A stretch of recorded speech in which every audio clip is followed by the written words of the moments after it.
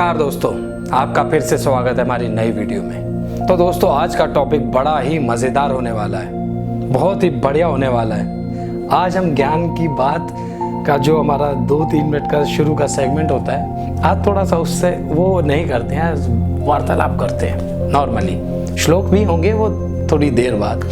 तो सबसे पहले मैं एक इंसान से बात करना चाहता हूँ, बहुत दिनों से मैं उससे मिला नहीं हूँ, वो दिखा भी नहीं मुझे। तो उसका नाम है अक्षित।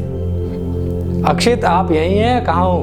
मैं यहीं पे हूँ भैया। ओ, ये तो कैमरे के पीछे रहता है, मैं तो भूल ही गया था इंसान कैमरे के पीछे है। मैं एक्चुअली थोड़ा एडिट करने में ज़्यादा बिजी था, इस वजह से अच्छा, हमारी बात नहीं हो पाती। यार मुझे ना बहुत सारे कमेंट्स में देखता हूँ, अक्षित भैया की आवाज़ कितनी अच्छी है। अरे अक्षित भैया की आवाज़ क्यों अच्छी नहीं होगी? अक्षित भैया हैं 6 फुट के और इतना बड़ा शरीर है, तो इतने बड़े जो कहते हैं ना सराउंड सिस्टम में से आवाज़ आएगी तो अच्छी आवाज़ आएगी ना। अक्षित भैया पता क्यों नहीं आ रहे हैं आपके सामने? उसके पीछे बहुत बड़ा रहस्य है, कारण है। हर चीज़ के पीछे कारण होता है ना, मैंने बताया जैसे। तो कारण ये है, अक्षित भैया लगे हैं अभी जिम में, थोड़ा डाइटिंग वाइटिंग कर रहे हैं। कह रहे हैं कि जब मैं आऊँगा ना, जब मेरी एंट्री होगी एपिसोड में, तो मेरी एंट्री नॉर्मल नहीं होनी चाहिए, ऐसे नीचे से पैन जाना चाहिए कैमरे का फेस तक, जिग जैग सिग जैग, जैसे साउथ इंडियन हीरो की होती है, zig zig zig zig zig. तो ये ऐसा एंट्री मारेगा और एंट्री मारते ही वो एपिसोड जाएगा मिलियंस में, उसमें जाएंगे व्यूज़। तो अक्षित कहते हैं ना 1 मैन आर्मी, वो वाला इंसान है। तो आएगा फुल बॉडी वॉडी बना के आएगा। मैं इसलिए नहीं आ रहा हूँ, मैं ये चाहता हूँ कि लोगों को मेरी शक्ल बीच में डिस्टर्ब ना कर दे। हो ये पॉजिटिव वे में, नेगेटिव वे में? पॉजिटिव वे में। अच्छा। मैं चाहता हूँ पहले चीजें हो, अच्छा, लोगों को जो भगवत गीता है वो लोग जाने और लोगों के साथ शेयर करें, जो कि बहुत ज़्यादा ज़रूरी है। मैं तो कभी भी कहीं पे भी अपना इंट्रोडक्शन दे दूंगा, वो इतना ज़्यादा नहीं, मैं इंटरव्यू ले लूंगा भाई तेरा। जब तू आएगा ना चल के ऐसे zig zig zig zig zig zig, तो मैं आऊँगा और मैं सीधा, मैंने कहा सर सर सर सर ऐसे, वो अलग ही इंटरव्यू होगा। सर वाली कोई बात नहीं है। अच्छा एक बात बताओ। हाँ तो भैया, मैं बहुत दिन से ज़्यादा बिजी था एडिटिंग वगैरह में, तो सोशल मीडिया और यूट्यूब पे मैं ज़्यादा ध्यान नहीं दे पाया। तो लोगों को समझ में आ रहा है ये तरीका भगवत गीता का, या क्या रिस्पॉन्स चल रहा है? यार मैं तेरे को टू बी वेरी फ्रैंक एक चीज़ बताता हूँ, लोग देख रहे हैं और बट उतने व्यूज़ नहीं आ रहे हैं, बट जितने भी देख रहे हैं मेरे हिसाब से, तो अगर 4 लोग भी देखे तो मुझे लगता है कि मैं एक इंसान हूँ जो 4 लोगों तक बात पहुँचा रहा हूँ। अब ये तो व्यूज़ हैं कम आ रहे हैं, पर जिस हिसाब से लोग मोटरसाइकिल चला के, बाल कलर करके और घूम के वो उल्टे पता नहीं क्या क्या करते हैं, उस पर मिलियंस आ जाते हैं व्यूज़। हमारी एक अच्छी चीज़ों पे व्यूज़ नहीं आ रहे, पर मैं रुकूंगा नहीं, तू नहीं रुकेगा, मैं नहीं रुकूंगा, मैं बिल्कुल नहीं रुकने वाला। व्यूज़ चाहे 4 आएँ 40 आएँ, मेरे थ्रू 4, 40, 400, 500 लोगों तक, 1000 तक पहुँच रही है। मेरे लिए तो ऊपर वाले का मैं इतना काम कर रहा हूँ बहुत है। बट एक जो फ्रेंकली एक चीज़ बोलूँ, आने चाहिए ज़्यादा लोगों तक, बात पहुंचनी चाहिए ज़्यादा। अब जैसे जितने भी लोग फॉलो कर रहे हैं, देख रहे हैं, वो भी अगर उतने ही लोगों तक आगे तक ये चीज़ पहुंचाए, तो जैसा मैं कर्म कर रहा हूँ ऐसा वो भी एक कर्म करेंगे। पढ़ने के साथ साथ आप अपने आप गीता पढ़ो, उसको जानो, पर उससे ज़्यादा जो फल है, या उससे ज़्यादा मतलब अपने धर्म को स्प्रेड करना, शेयर करना, आगे तक पहुंचाना, वो चीज़ों में और भी ज़्यादा प्रसन्नता है। क्योंकि जब वही चीज़ें सुनने को मिलती हैं तो अच्छा लगता है, हाँ कुछ ढंग की बातें हो रही हैं समाज में। तो लगा पड़ा हूँ इस जर्नी में अपना पूरी मेहनत से, पूरी जान से। बट बिना आप लोगों के सपोर्ट के ये चीज़ें होंगी, थोड़ी कम होंगी, पर आप अगर सपोर्ट करेंगे तो कहाँ तक फैला सकते हैं इस चीज़ को। और ऐसा नहीं कि बहुत नई चीज़ कर रहा हूँ मैं, भगवत गीता पता नहीं कब से हमारे देश में, हमारे पास, हम लोगों के पास कब से हमारे पास। परंतु ये जो मैं कंटेंट लेके आया हूँ, ये थोड़ा ऐसा लेके आया हूँ कि नॉर्मल कॉमन पीपल से जुड़े, और जैसे हम बातचीत करते हैं, मैंने शुरू में बताया था बोर नहीं होना चाहिए, प्रेशर नहीं लेना है, वही चीज़ें मैं कर रहा हूँ। वार्तालाप भी होती हैं, कुछ ज्ञान की बातें भी होती हैं, कुछ भगवत गीता के हम श्लोक भी उच्चारण करते हैं, तो एक साथ सारी चीज़ें हो रही हैं। ये कंटेंट इसीलिए मैंने थोड़ा सा अलग लेके चला हूँ कि मैंने कहा लोग परेशान ना हो, प्रेशर ना लें, और कुछ ह्यूमन टेंडेंसी है ना, ह्यूमन नेचर है, बोर ना हो। तो पर बिना आपके सपोर्ट के ये चीज़ें पॉसिबल नहीं होंगी। अगर आगे हमें बढ़ना है और फैलाना है भगवत गीता को, तो आप लोगों का सपोर्ट चाहिए। आपको भी मेहनत करनी पड़ेगी मेरे साथ। मेरी आपसे हाथ जोड़ के रिक्वेस्ट है, अपने धर्म के लिए मैं रिक्वेस्ट कर सकता हूँ, मुझे कोई इस चीज़ में शंका नहीं है, मैं अपने आप को नीचा फील नहीं करूँगा। अपने धर्म के लिए तो कुछ भी करना पड़े मैं रेडी हूँ, और शायद आप भी रेडी होंगे अपने धर्म के लिए कुछ भी करने के लिए। तो बढ़ते हैं श्लोक के उच्चारण की ओर। तो अक्षित, अब पढ़ें श्लोक? बिल्कुल, मैं रोल करता हूँ कैमरा। जल्द आएगा तू भी कैमरे पे, जल्दी आएगा। चलो करते हैं श्लोकों का उच्चारण लेके प्रभु का नाम।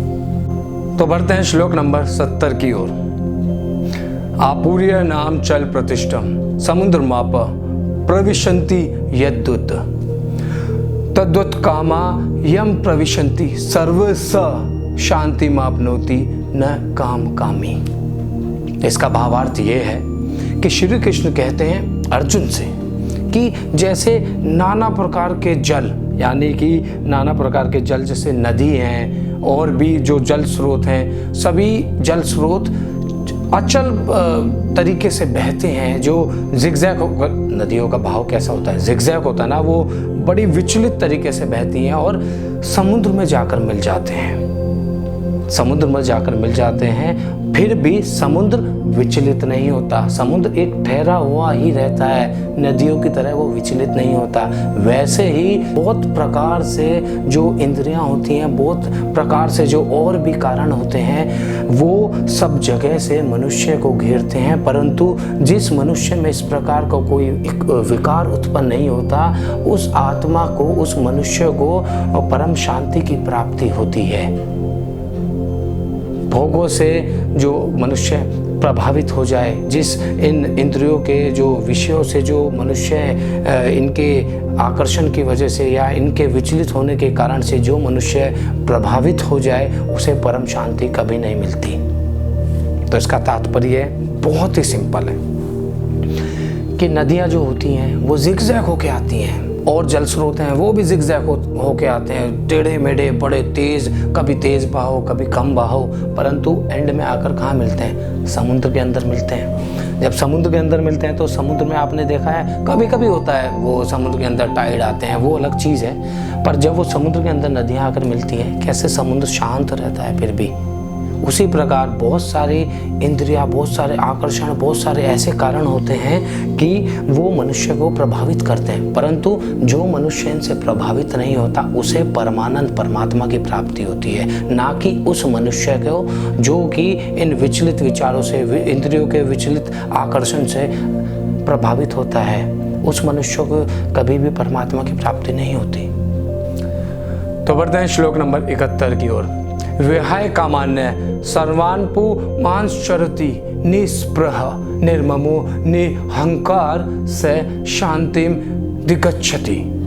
इसका भावार्थ ये है, जो मनुष्य संपूर्ण कामनाओं को त्याग कर, ममता रहित होकर, अहंकार रहित होकर और सब जगह इस पर रहित होकर विचरता है, वह शांति को प्राप्त होता है, अर्थात वह शांति को प्राप्त होने योग्य है। इसका सिंपल सा भावार्थ है, जो मनुष्य सभी कामनाओं को त्याग देता है, किसी चीज़ की ममता नहीं रखता, जिसके अंदर बिल्कुल अहंकार नहीं होता, जो हर चीज़ों से गुजरता हुआ बिल्कुल स्थिर रहता है, वो ही मनुष्य शांति प्राप्त करता है, वो ही मनुष्य शांति का हकदार होता है। तो बढ़ते हैं श्लोक नंबर 72 की ओर। एषा ब्राह्मे स्थिति पार्थ नैनाम प्राप्य विमृहाति स्थित्वास्य मंथ काले अपि ब्रह्म निर्वाण नश्यति। इसका भावार्थ यह है कि हे अर्जुन, यह ब्रह्म को प्राप्त हुए पुरुष की स्थिति है। इसको प्राप्त होकर योगी कभी मोहित नहीं होता, अंतकाल में भी इस ब्राह्मी स्थिति में स्थित होकर ब्राह्मण को प्राप्त हो जाता है।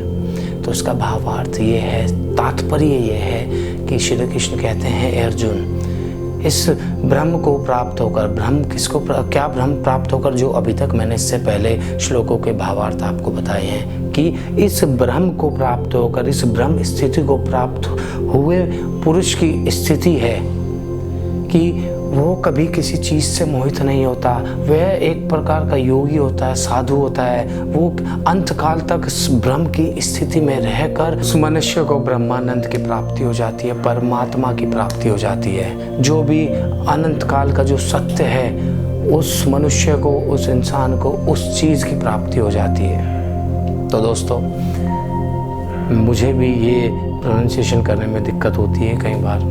मैं कोशिश करता हूँ कि अपनी तरफ से 100% देने की, और जो कि श्रीमद् भगवद गीता में इनका भावार्थ है, मैं बिल्कुल हूबहू आपको वैसे ही बताता हूँ। और उसके बाद जो तात्पर्य होता है वो मैं उसे अपनी लैंग्वेज में बताने की कोशिश करता हूँ। कई जगह हो सकता है मुझसे भी गलतियाँ होती हो, आप कमेंट सेक्शन में मुझे बता सकते हैं। परंतु एक चीज़ की बड़ी खुशी है।